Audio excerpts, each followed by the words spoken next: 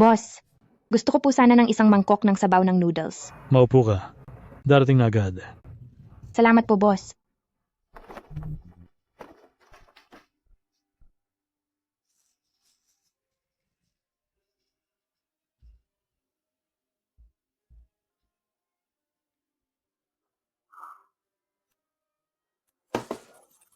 Boss, hindi po ako umorder ng noodles.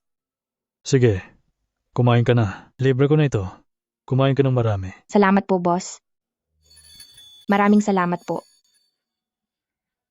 Isang babae na nawalan ng asawa at kailangan pa magbayad ng utang nito. Napakasaklap naman.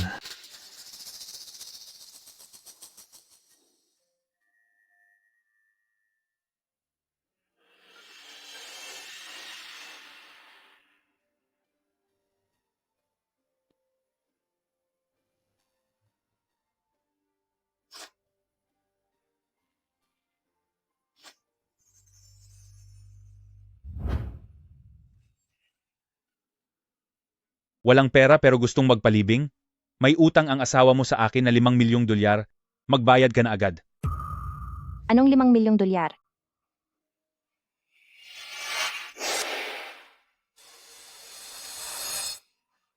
Wag. Wag po. Magbabayad ako. Magbabayad po ako.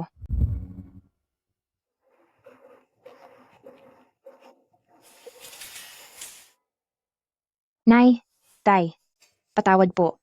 Ang bahay na iniwan niyo sa akin, wala na.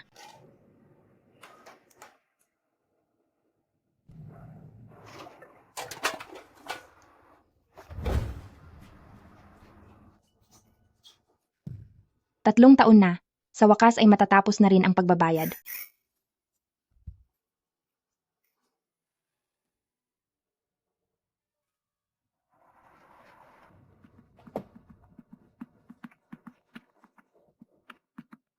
Mahal, Xiaoyue. Matagal na tayong hindi nagkikita. buhay ka? Jiyuan, ang dumi at ang baho ng babaeng ito, bakit mo ba siya pinakasalan? Dahil hangal siya. Nagpanggap lang ako na nawala at binayaran na niya ang 5 milyong dolyar na utang ko. Sa ganoong paraan, makakapagsaya na tayong dalawa. Ay naku Ate Xiaoyue, napakabuti mo talagang tao, tinulungan mo pang magbayad si Jiyuan. Siguradong simot na simot ka na, di ba? Lindsay Yuan, niloko mo ako ng 3 taon. Para lang buhayin ang kabit na ito? Sinong tinatawag mong kabit? Ang taong hindi mahal. Siya ang kabit.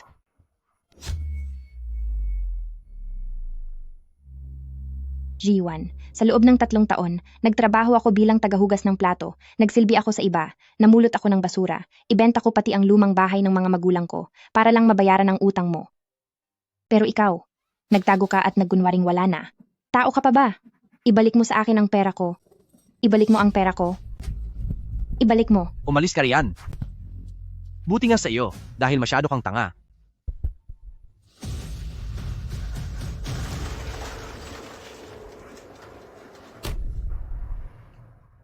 Tulungan niyo ako. Tulungan ka? Sige.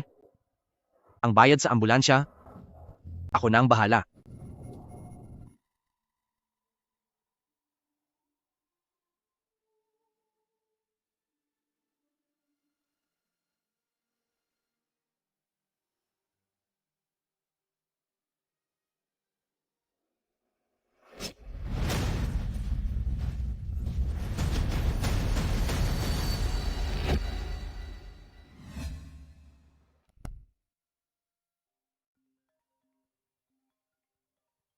Hija, inatake sa puso si Ziyuan, wala na siya. Nabuhay akong muli. Gusto mo pa akong lokohin? Sa buhay na ito, sisiguraduhin kong magbabayad ka talaga. Lindsay Yuan, sa nakaraang buhay natin, nagpanggap kang wala na, at nagsabuatan ng pamilya niyo para linlangin ako at pagbayarin sa mga utang mo. Sa pagkakataong ito, pagbabayarin ko kayo ng 10 beses, o kahit 100 beses pa ang kapalit. Tian, lagyan mo nito, para tulungan ako ni Xiaoyue na magbayad ng utang.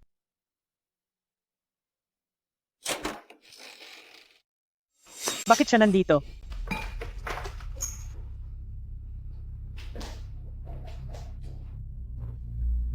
Ate Xiaoyue, Ito ang death certificate ni Ji Yuan. Nakikiramay ako sa inyo.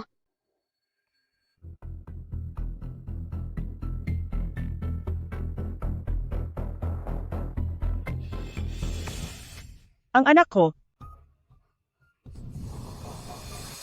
Hindi ako naniniwala. Hindi pa wala si Ziyuan. Ziyuan. Lin Ziyuan, bumangon ka riyan. Bumangon ka sabi. Tia, anong nangyayari? Baka nalaman na niya? hindi maaari. Tingnan muna natin ang susunod na mangyayari. Ziyuan, iniwan mo ako. Paano na ako mabubuhay? Talagang naniwala ang hangal na ito.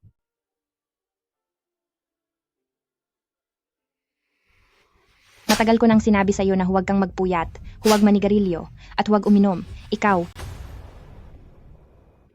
Hindi ka talaga nakikinig. Ngayon, heto na. Iniwan mo akong mag-isa. Paano na ako mabubuhay?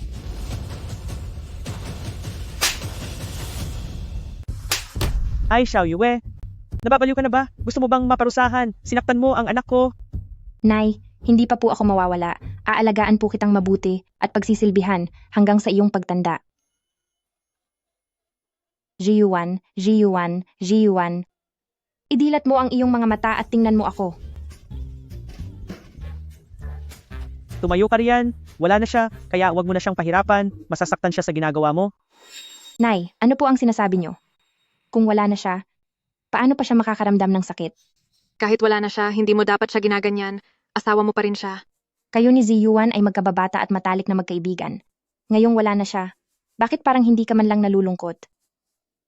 Ibig bang sabihin, hindi pa patay si Ziyuan? Wala na siya, talagang wala na.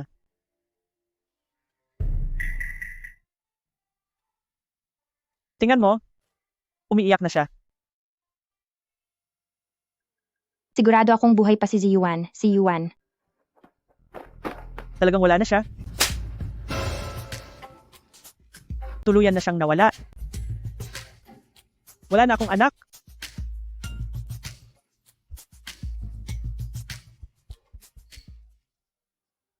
Nagkukunwari ka lang, parurusahan kita ng kuryente. Ang anak ko.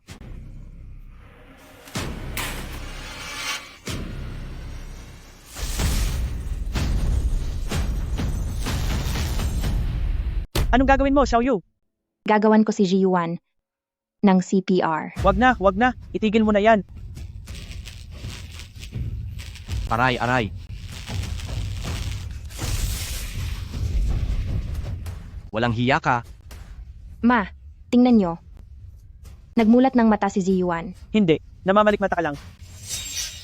Kailangang lakasan ang kuryente. Isa pa. Uulitin pa?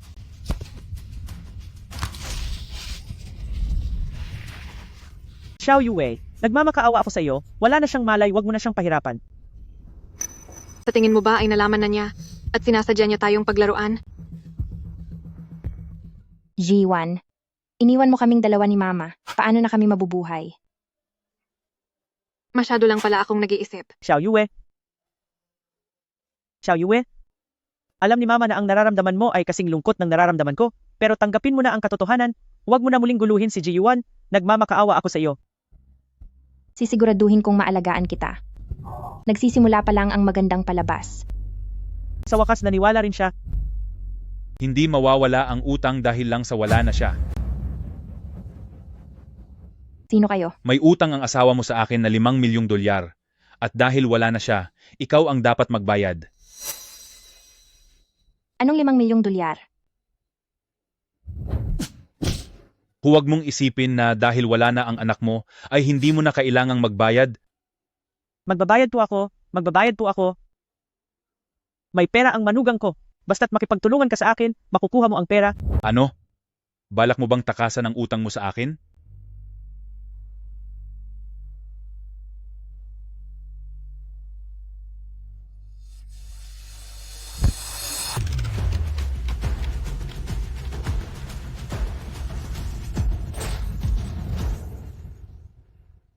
Bakit walang laman ito?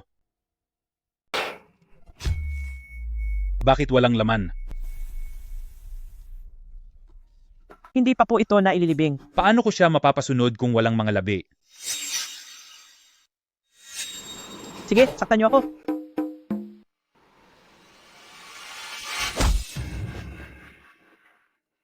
Aray! Magbabayad ka ba o hindi? Boss, wag niyo na po siyang saktan. Talagang wala po kaming pera. Naku, minugang babae, nakalimutan mo na ba? Hindi ba't may iniwan sa iyong lumang bahay ang mga magulang mo? Mabebenta yon ng hindi bababa sa 4 na milyong dolyar. Hindi po ganoon, ma. Iyon na ang huling pamana sa akin ng mga magulang ko. Hindi yun pwedeng ibenta. Hindi pwedeng ibenta? Bakit ako ang sinasaktan nyo? Siya ang saktan nyo. Sa tingin mo ba ay hangal ako? Nasa kamay ni menugang babae ang pera at kapag napahamak siya, sino ang magbabayad sa akin? Kunin niyo siya. Minugang babae, ibenta mo na ang lumang bahay at ibigay mo na ang pera sa kanila. Kung hindi, baka kung ano nang mangyari sa akin dito. Ma, huwag kayong mag-alala. Pera lang ang habol nila. Hindi naman nila kayo totoong tatapusin. Tignan nyo, hindi naman sila seryoso sa pagsakit sa inyo. Ikaw?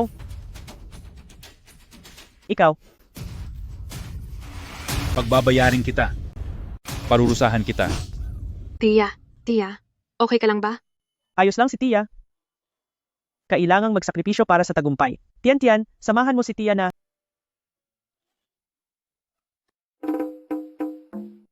maparusahan.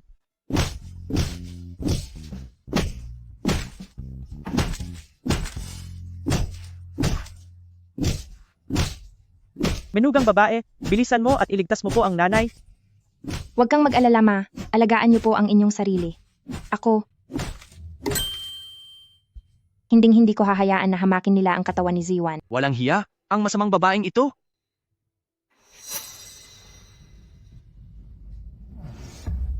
Siya pala ang kahinaan mo. Anong gagawin mo? Anong gagawin mo?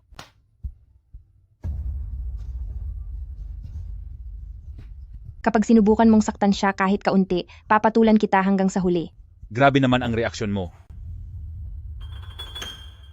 Ngayong araw, ipapakita ko sa iyo kung paano maging malupit. Ikaw, Magbabayad ka ba ng utang o hindi? huwag mong saktan ang anak ko. Magbabayad ka ba? Magbabayad ka ba?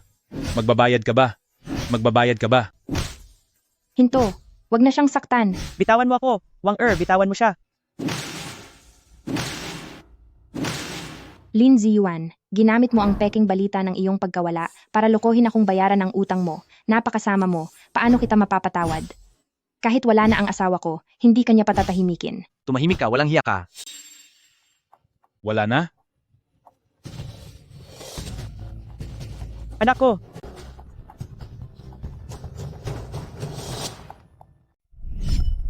Anak ko, bitawan mo siya. Isa kang demonyo. Ha ha ha. Sige, sumigaw ka lang. Kahit mawalan ka pa ng boses, walang makakaligtas sa kanya. Buisit, hanggang kailan ko pa kailangang magtiis? Ay, Xiao Yue, pagbabayarin kita. Hoy. Wang Er, bitawan mo ako. Tia, Wala akong interes sa matatandang babae. Ma, tumayo ka na. Bilisan mo, tumayo ka na. Tulungan niyo po siya. Ma, huwag kayong mag-alala. Hindi ko hahayaang mapahamak si Ziwan. Pumapayag ka na. Opo, Aking manugang, pasensya na at nahihirapan ka dahil sa amin. ilayo mo ang marumi mong bibig mula sa asawa ko. Bigyan mo ako ng 3 araw. Babayaran ko ang utang sa iyo. Sige, kapag hindi kayo nagbayad pagkalipas ng 3 araw, parurusahan ko kayong mga walang hiya. Tara na. Xiao Yue, nagpapasalamat ako sa iyo. Ibebenta mo ang bahay niyo para bayaran ang utang ni Ziwan. Ma, hindi ko ibebenta ang bahay. Magdodonate ako ng parte ng katawan. talagang tanga siya. Para Xiao kay Yue. Jiwan. Talagang magdodonate siya ng parte ng katawan? Masyado nang mabigat ito para sa iyo. Magdodonate ka pa ng parte ng katawan para tulungan si Ziyuan. Hindi iyan problema. Ma, ang parte ng katawan niya ang idodonate ko. Idodonate ko ang sa kanya. Hindi pwede. Huli na ang lahat. Papunta na rito ang mga tao mula sa donation center. Mabilis, iturok na ang pampalambot. Huwag nating hayaang tumigas ang katawan. Hoy, ano bang ginagawa niyo? Nagpapasalamat ako sa iyo sa ngalan ng mga pasyente. Walang anuman po, Doc. Sana rin po ay magsilbing tulong ang bahagi ng buhay ng asawa ko para sa iba. Ano ang itinurok nila? Sa anak ko kanina? Huwag po kayong mag-alala. Gamot lang po yan para lumambot ang katawan, para hindi agad masira ang mga organ. Maitanong ko lang po, aling mga bahagi ang ido-donate nyo? Inatake po sa puso ang asawa ko kaya siya nawala. Sira na ang puso at hindi na magagamit. Idodonate na namin ang kanyang atay, pali, baga, at mga bato. Sige, ihanda na ang operasyon. Ito. Umalis kayo, tabi. Lumayas kayo. Hindi magdodonate ng organ ng anak ko. Umalis kayong lahat. Ma, naiintindihan ko po ang nararamdaman nyo. Wala na si Ziyuan at ako ang pinakamangungulila sa kanya. Pero kung nasaan man si Ziyuan ngayon, siguradong hindi niya hahayaang maparusahan kayo ng mga taong ito. Ma, naniniwala ako na kung nandito si Ziyuan, siguradong sasang-ayon siya sa ginagawa natin. Tama po siya, bebe. Lee, paraan na rin po ito para makagawa ng kabutihan ng inyong anak. Walang hiya kayo. Ma, hindi ako makagalaw. Sabihin mo na sa kanila ang totoo. Hindi pa ako nawawala. Buhay pa ako. Lumayas kayo rito. Hindi pa nawawala ang anak ko? Ma, kumalma po kayo. Nagawa mo akong saktan? Ma, sa totoo lang ay naibenta ko na ang bahay at may 5 milyong dolyar sa card na ito. Sa totoo lang, naibenta ko na ang bahay at may 5 milyong dolyar sa card na ito. Ma, hayaan nyo na si Ziyuan na dito sa mundong ito ay may maiwan man lang kahit na ano ha. Ako na ang bahalang magbayad sa lahat ng utang niya. Xiao Yue. Anak, nagmamakaawa si mama sa'yo. Wala na si Ziyuan, hayaan mo na siyang manatiling buo. Xiao Yue. Ma, hindi nyo pwedeng pilitin akong magbayad ng utang nang hindi man lang ako binibigyan ng kahit anong alaala niya, di ba? Naku, Xiao Yue. Naiintindihan ni mama, pero isipin mo, kung hahayaan mong galawin ng ganyan ang katawan niya sa kabilang buhay, paano mo siya ihaharap sa mga ninuno natin? Nagmamakaawa ako sa'yo. Naku, pinapahirapan nyo naman ako. Shoot yan. Gustong-gusto mo siya, di ba? Siguradong gusto mo rin na dito sa mundo ay may maiwan siyang alaala, di ba? Dali na. Eto, lumuhod ka kay Ate Xiao Yue. Bilisan mo at magpaliwanag ka kay Ate Xiao Yue. Mawawala na ng laman si Ziyuan. Bilisan mo na. Ate Xiao Yue, nagkakamali ka. Walang mali siya ang sa amin ni Ziyuan. Pero gustong-gusto ka talaga ni Ziyuan. Naku, kasalanan ko ito. Napakasama kong babae, hinayaan kitang mag-isip ng mali. Kasalanan ko ang lahat. Sige. Dahil sa inyo, hindi na tayo magbibigay ng donasyon.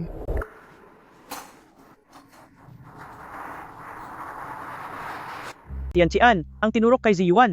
Gaano katagal bago mawala ang bisa noon? Huwag kang mag-alala, tatagal lang iyon ng 2 oras. Wisit, muntik na akong mamatay sa takot doon. Ay, Xiao Yue, pagkagising ko, talagang paparusahan kita. Dahil hindi na tayo magdodonasyon, itutuloy na lang natin ang pag-cremate sa kanya. Bakit? May problema ba, Ma? Wala. Kami na ang bahala sa pagpapalibing. Umuwi ka muna at kunin ang mga papeles. Noong nakaraang buhay, ginamit niyo ang pagkakataon habang wala ako, nagpanggap kayong ipapakrimate siya, at niloko niyo ang lahat. Ngayon hahayaan ko kayong umani ng sarili ninyong gawa. Hindi pwede. Si Ziyuan ang pinakamamahal ko, kaya kailangan ko siyang ihatid sa huling hantungan. Pero, Ma, sinunod ko na po ang gusto niyo kanina, pati ba naman itong huling-hiling ko ay ipagkakait niyo pa sa akin? Hoy, Tia, sasabihin ko sa iyo. Uuwi muna tayong dalawa para kunin ang mga papeles. Basta't lumipas ang 2 oras, makakagalaw na ulit si Ziyuan, at sa oras na iyon wala na siyang magagawa. Yue, uuwi muna ako para kumuha ng mga papeles. Dalhin mo na si Ziyuan sa crematorium. Pero siguraduhin mong hintayin mo ako roon, ha? Sige po. Sige na, Ma. Hintayin mo ako.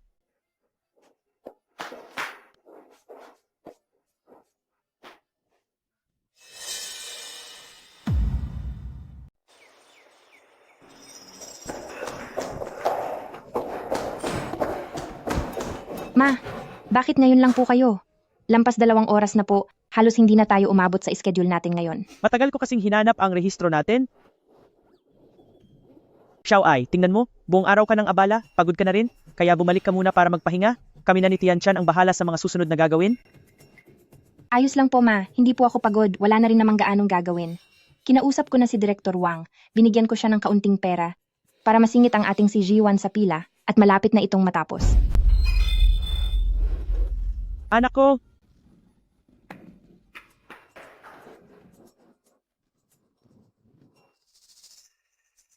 Miss Ai, ito ang switch para sa pagsusunog. Kapag pinindot ito, magsisimula na ang hurno.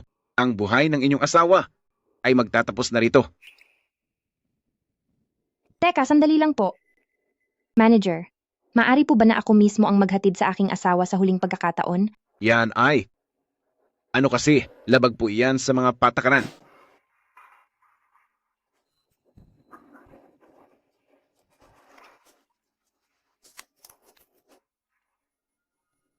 Ay naku, pero mukhang tama lang naman na pagbigyan ka. Sige na nga. Salamat po.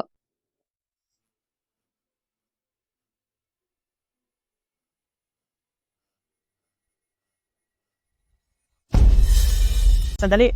Huwag ituloy. Hindi pa nawawala si Ji-Yuan, huwag ninyong ituloy. Hindi pwedeng sunugin. Buhay pa si Ji-Yuan, hindi pa siya wala. Alam kong kakawala lang ni Ji-Yuan at siguradong napakahirap nito. Pero ma, hindi na maibabalik ang buhay ng wala na. Hayaan mo na siyang mamahinga ng payapa. Kalokohan, ikaw ang mamahinga ng payapa. Hindi pa talagang wala si Ji-Yuan, buhay pa siya. Hindi pwedeng sunugin. Tama, hindi pa talaga wala si Ziyuan. Bakit ba ang tagal? May nakapila pa sa likod. Napakasama ng babaeng ito. Gusto ba niyang tapusin ang sarili niyang asawa? Ako, Tama. Miss Ai, bakit ka nagdadala ng taong buhay pa para sunugin? hindi po. Tingnan nyo. Ito ang death certificate ng tao sa loob. Hindi ako nagsisinungaling. Ito, Ay naku, manager.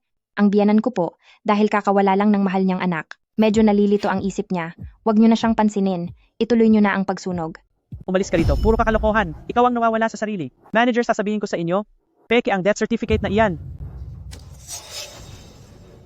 Jutian, itong death certificate ay ikaw ang nagbigay sa akin. May selyo pa ito ng ospital. Ang paggawa ng peking death certificate ay labag sa batas. Makukulong ka dahil dito. Magsalita ka.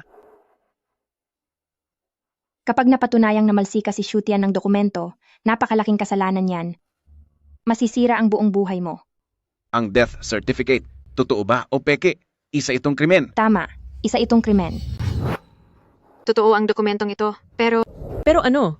Basta totoo, ayos na. May nakapila pa sa likod. Kung hindi mo susunugin, ako na ang susunog.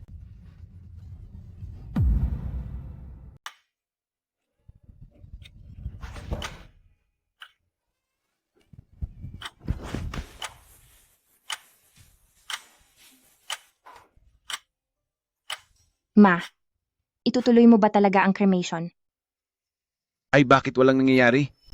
Direktor ng pabrika, nag-short circuit po kanina, pero maayos na ngayon. Mabuti kung maayos na, ibalik nyo na agad siya sa loob. Teka. Ay, Xiaoyue. Ano ba ito?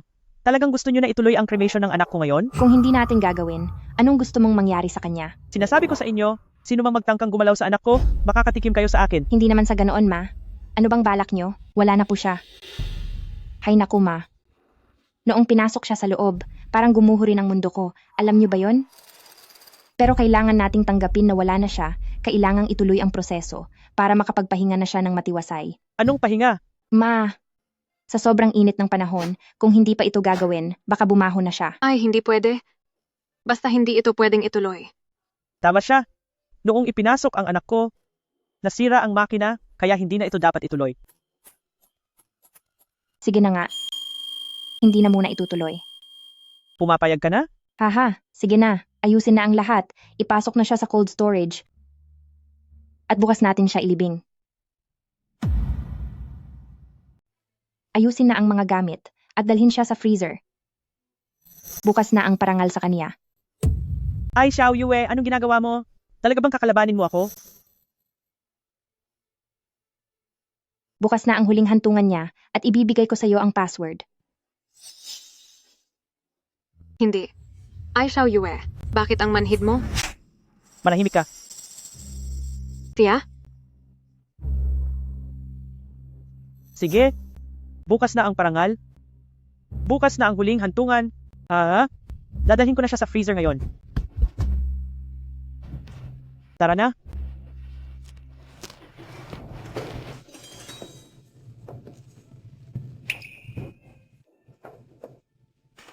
Anak ko. Hindi maaari. Hindi pwedeng hayaang ganito si Ziyuan sa loob ng cold storage, kundi ay magiging matigas talaga siya bukas. Ma, Anak, Tingnan mo ang sarili mo. Pagod ka na sa buong araw. Kami na muna ni Tian Chan ang magbabantay dito. Bumalik ka na muna para makapagpahinga. Ma, hindi po ako pagod. Kayo na po ang maunang bumalik. Kailangan kong manatili rito para masamahan si Jiwan sa huling pagkakataon. Naku, iha. Bumalik ka na sa inyo. Ma, makinig po kayo. Ibibigay ko sa inyo ang password bukas. Sige, babalik na ako. Uuwi na po ako ngayon din. Tara na.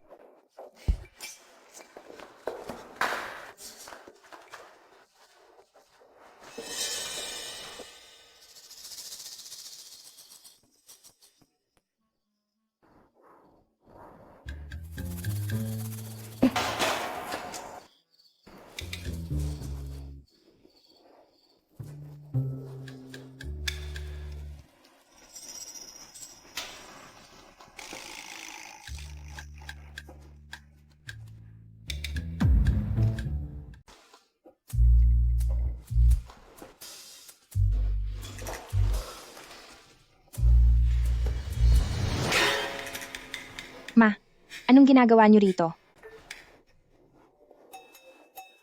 Ay, minugang babae. Gutom ka na ba? Bumili lang ako ng makakain. Bakit ang dami niyo pong binili? Hindi naman, hindi pa rin kasi kami kumakain ni Xiao Tia. Ganun po ba kumain na rin po kayo agad? Sige na, kumain ka muna. Mauna ka na. Sige po, kakain na ako. Haha, Salamat po, Ma.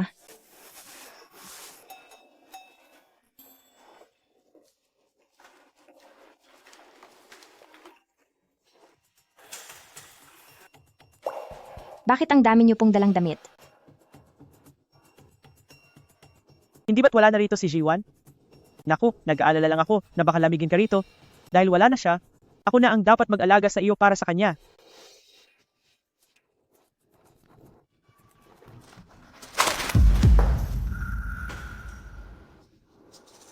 Bakit ang dami ring heat packs nito? Ano kasi? Pinadala ito sa akin ni Xiao Tian. Ahahaha. Tita, masama po ang pakiramdam nyo. Idikit nyo na ito agad. Sabi ko, idikit mo na ito agad. Hindi mabuti ang pakiramdam mo. Bilis, idikit mo na. Sasakit ang tiyan mo kapag nalamigan. Ayan, ayos na. Sige po, babalik na ako sa pagtulog.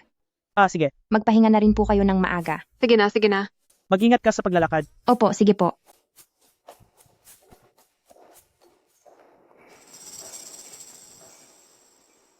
Hahaha. Anak. Ma, Bilis, isuot mo ito. bakit ngayon lang po kayo dumating? Kumain ka na lang muna, wag ka nang magsalita. Napakapangit naman ang ganitong buhay. Huwag kang mahina. Kapag nakuha na natin ang pera bukas, ang babaeng iyon naman ang iiyak.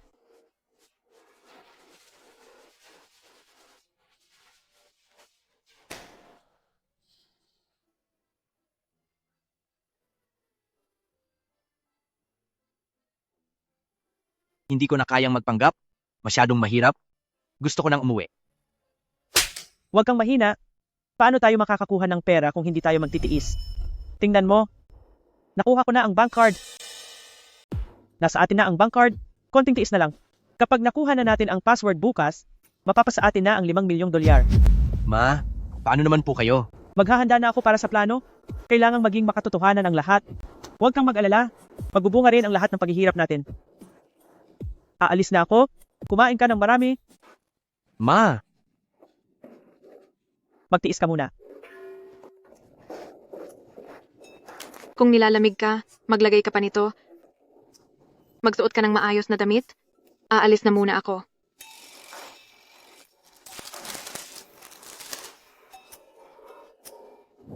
Anak! Anak, gumising ka. Anak!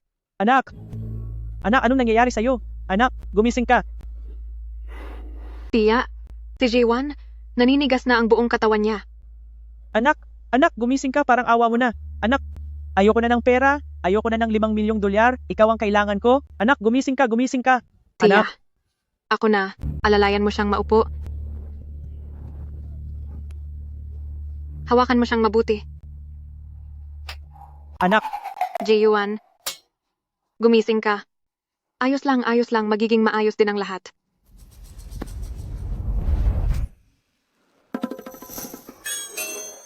anak, gising na ang anak ko. Napakalamig, parang hihinto na ang puso ko.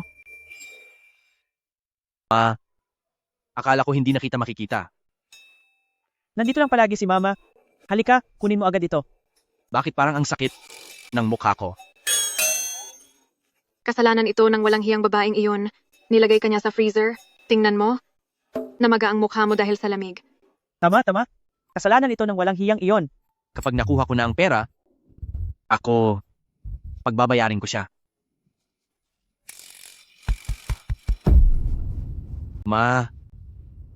Ang kabaong na ito? Para ba ito sa akin? Oo, para talaga iyan sa iyo. Pero anak mo ako. Nasa nakakatakot na lugar ako ngayong araw. Halos wala na ako sa lamig, hindi na ako makabangon.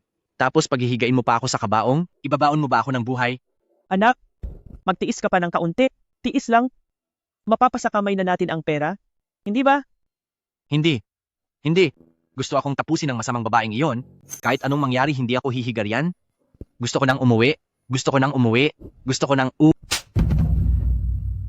Anak, hindi ka pwedeng mahanginan dahil sa mga sugat mo. Uminom ka muna ng mainit na sabaw para uminit ang katawan mo bago tayo umuwi.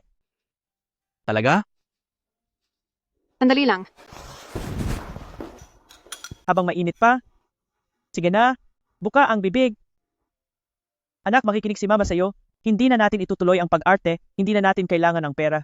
Ang sarap sa pakiramdam. Si Mama talaga ang pinakamabait sa akin. Isa pa, Pero Ma, bakit parang nahihilo ako? dapat lang na mahilo ka. Anak, makinig ka. Humiga ka lang at ipikit ang mga mata mo. Tia, nilagyan mo ba ng gamot si Ji-Yuan? Ano pa nga ba? Kilala ko ang anak ko? Kung hindi ko siya bibigyan ng gamot, hindi makikipagtulungan si Ji-Yuan, paano natin makukuha ang pera? Sandali, Tia. Balak mo ba talagang ibaon si Ji-Yuan? Huwag kang mataranta. Paano ko naman ibabaon ang sarili kong anak para lang sa 5 milyong dolyar? May plano na ako. Huwag kang mag-alala. Anak,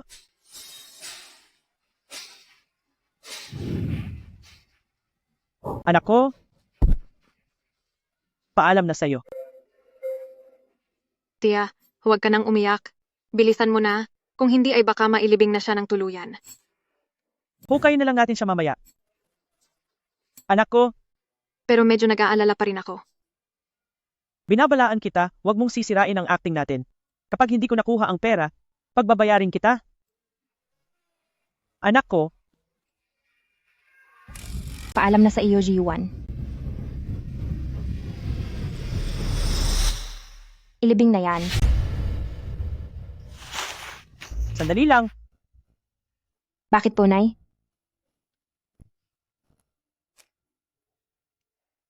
Ako na mismo ang maglilibing. Luluwagan ko ang pagkakalibing para madaling hukayin mamaya. Kailangang makuha muna natin ang password. Li Jinlian, akala mo ba hindi ko alam ang binabalak mo? Nanay, wag na kayong mag-abala. Akin na yan. Hindi na ba kailangang ilibing?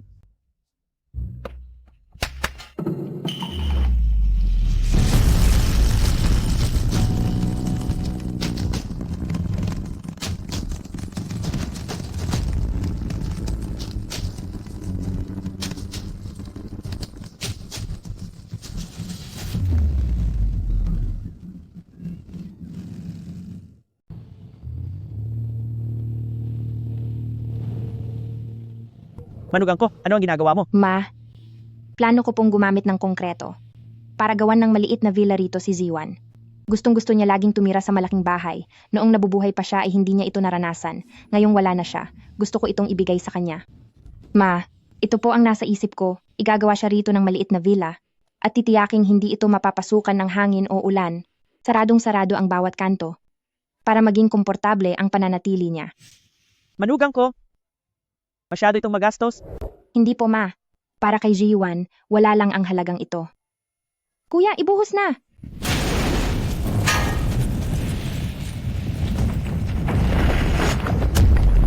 Kung gagamit talaga kayo ng konkreto, paano ko pa mailalabas ang anak ko?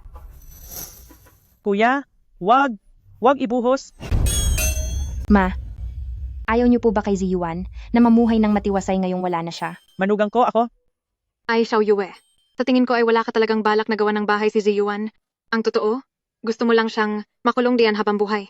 Asawa niya ako. Sino ka ba sa akala mo? Ikaw. Tita, wala talaga siyang balak magbayad. Sinasadya niya ito. Ano ito? Password ng bank card. Anong ibig sabihin nito? Ito ang unang 3 numero. Ma, hayaan na nating makapagpahinga ng matiwasay si Ziyuan. Kuya, ibuhos na. Huwag mong asahan iyan. Kahit anong mangyari sa akin ngayon, hindi ko hahayaang magtagumpay ka. Ma, Ngayong araw, kung sino man ang magtangkang humarang sa paglilibing ko sa aking anak, makakatikim sa akin. Tita, Kuya, ibuhos na.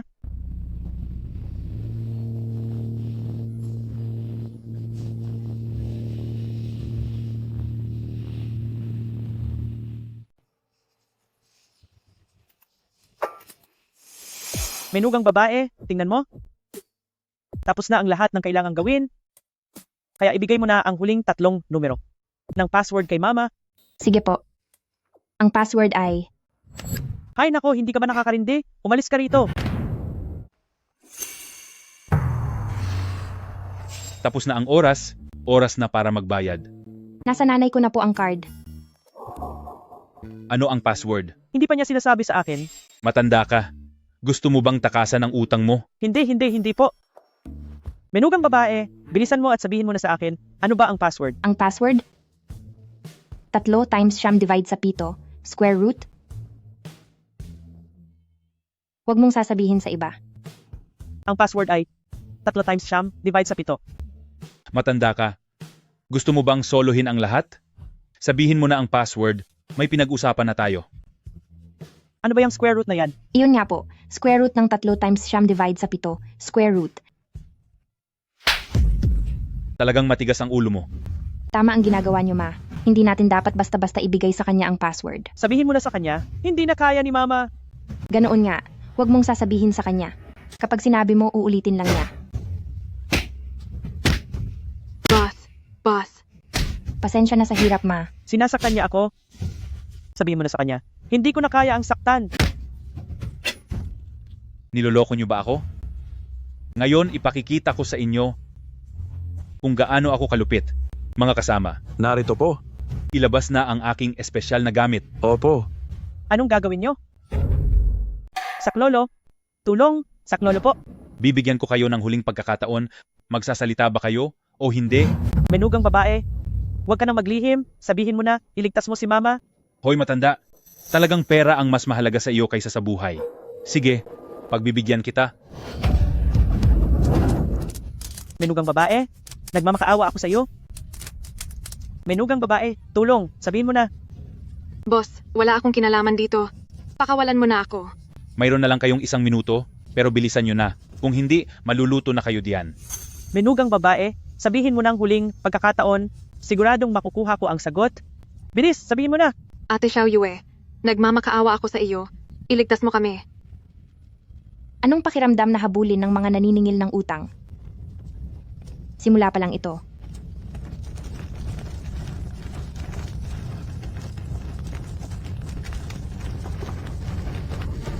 Sige na. Ibibigay ko na ang password sa iyo. Ang password ay 2, 5, 8, 3, 6, siyam. Sige, bayad na tayo.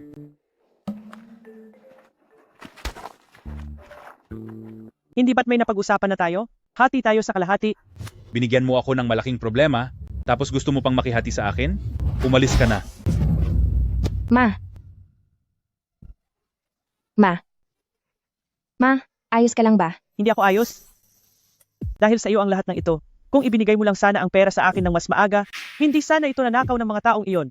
Hindi po, ma. Ano bang ibig ninyong sabihin? Sa kanila naman talaga ang perang iyon.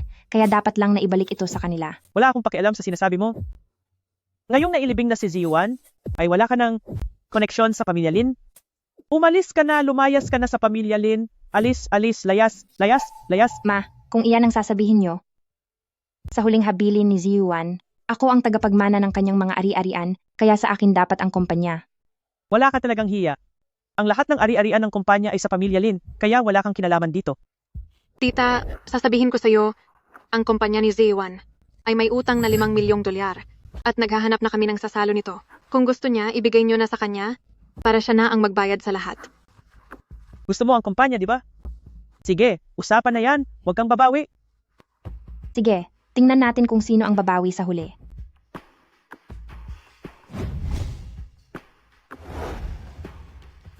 Masamang babae, darating din ang parusa sa iyo. Lalanghap lang ako ng oxygen para gumaan ang pakiramdam ko. Sandali. Ano yung hawak mo? Tangke ng oxygen ito. Natakot akong baka madaganan si Ziyuan, kaya kinuha ko muna ito sa loob. Ziyuan?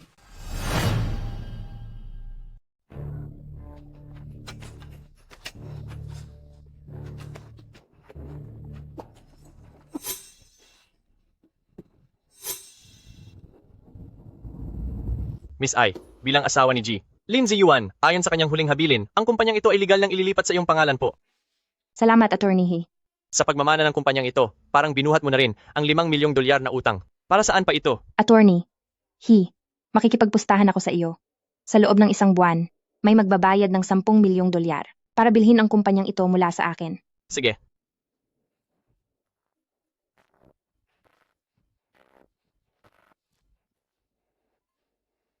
Gumawa tayo ng patalastas. Anong patalastas? Mga produktong pampaganda Hanggang saan ang sakop? sa buong lungsod. Isasama mo pati ang isang basket? Deal. Maganda ito ah. Magkano naman ito? Ito ay, mga kapatid. Nabalitaan mo na ba? Ang tindero ng isda na si Wang Guihua, gumamit ng produkto ng kumpanyang Lin, ang kinis na ng balat niya. Parang 18 taong gulang na dalaga lang. Alam nyo ba? Iyong mahiwagang tubig ng Lin, babata ka ng 10 taon kapag ipinahid mo. Totoo ba? Sabi nila isang mayamang boss mula sa kabisera, nag-invest ng 10 milyong dolyar. Uy, ilalabas na iyon sa merkado. Sinasabi ko sa inyo, itong Lin, ang galing talaga. Bakit? Anong nangyari? Grabe, pati mga dayuhan pumunta rito. Nagbigay sila ng 100 milyong dolyar. Totoo ba iyan? Hindi sila papayag na hindi ito makuha.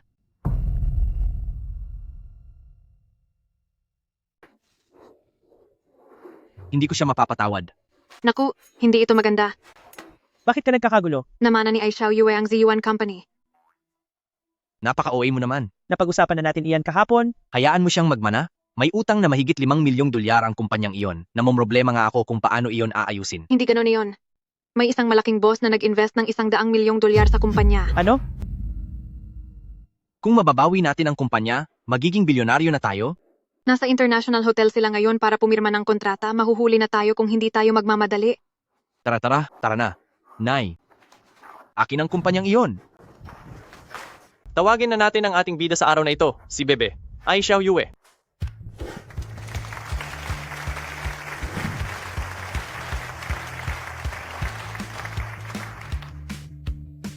Sir President Ai, Salamat po.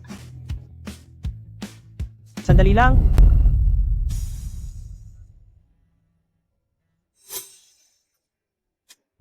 wala siyang karapatang pumirma.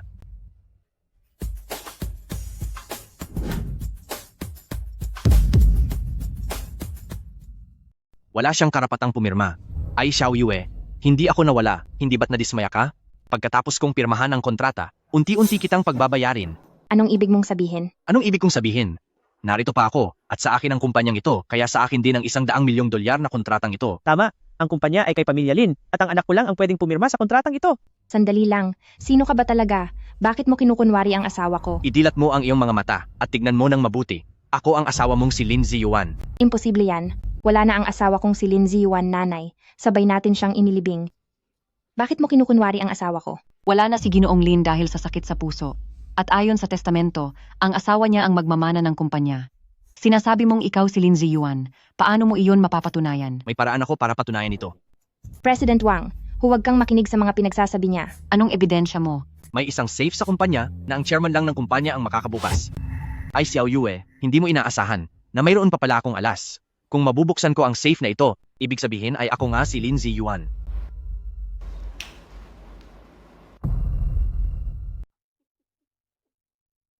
Ay Xiao Yue, ang totoo ay hindi kailanman magiging peke.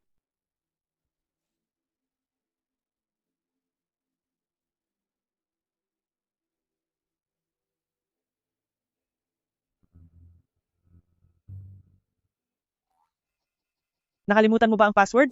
Imposible. Alam mo ba talaga o hindi? Susubukan ko ulit.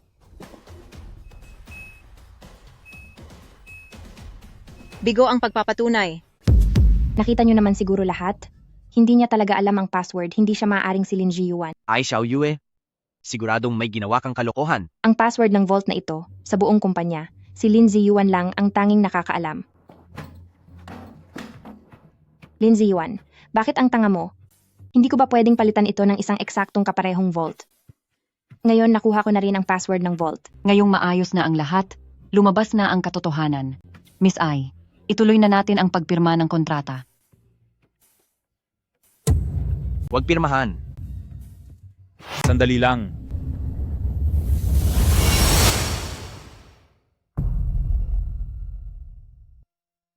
Sandali.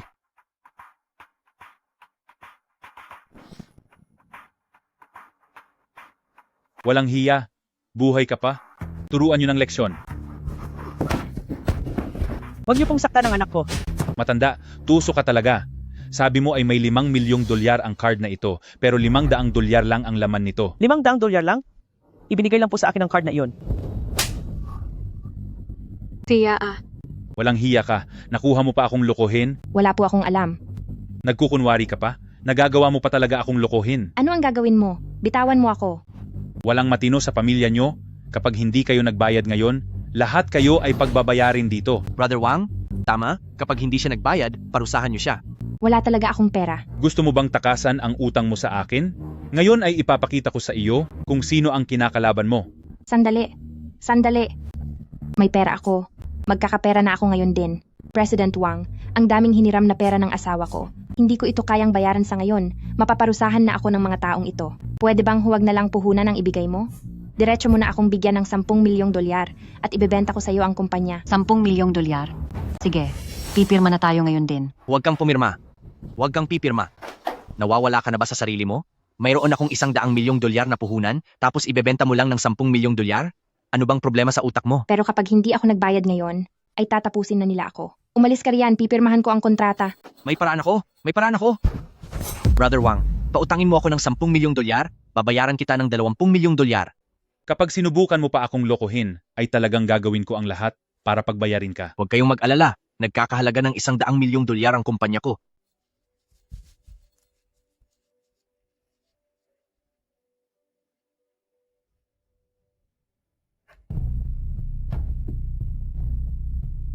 Ngayon, wala ka ng kinalaman sa kumpanya. Wala na tayong ugnayan sa isa't isa.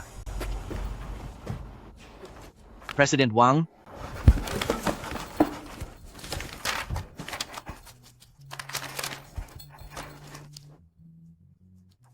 President Wang, kailan papasok ang 100 milyong dolyar? President Wang, Ay naku, President Wang, pagod na ako. Miss Ai, ang talino mo talaga. Salamat sa pagod nyo. Miss Ai, ang talino mo talaga. Tara na. Tara na. Huwag po kayong magmadali. Isa-isa lang po. Lahat ay mabibigyan. Masaya si Miss Ai ngayon, kaya bawat isa ay may dagdag na 1 pirasong karneng baka. Napakagalante ni Miss Ai. Salamat Miss Ai. Peke ang kontrata ay Xiao Yue. Napakasama mong babae. Nakuha mo kaming lokohin, ikaw. Ay Xiao Yue, anong ibig mong sabihin? Ginamit mo ang pekeng balita ng iyong pagkawala para lokohin akong magbayad. Hindi naman siguro sobra kung kukunin ko ang 10 milyong dolyar. Tapos na ang lahat. Hindi pa tapos. May utang ka pang 20 milyong dolyar, sandali lang. Brother Wang, Magbabayad ka ba o hindi? makinig ka muna sa akin. Huwag niyo pong saktan ng anak ko. Huwag po. Huwag, tigilan niyo na po. Huwag niyo pong saktan ng anak ko. Huwag po. President Ai, nagkamali ako. Hindi ko agad nakilala ang tunay na may-ari. President Ai, Ibalik mo na ang pera ko, President Ai. Nakikiusap ako, pakiusap, ibalik mo na ang pera ko. Kung sino ang nangutang, sa kanya kayo maningil.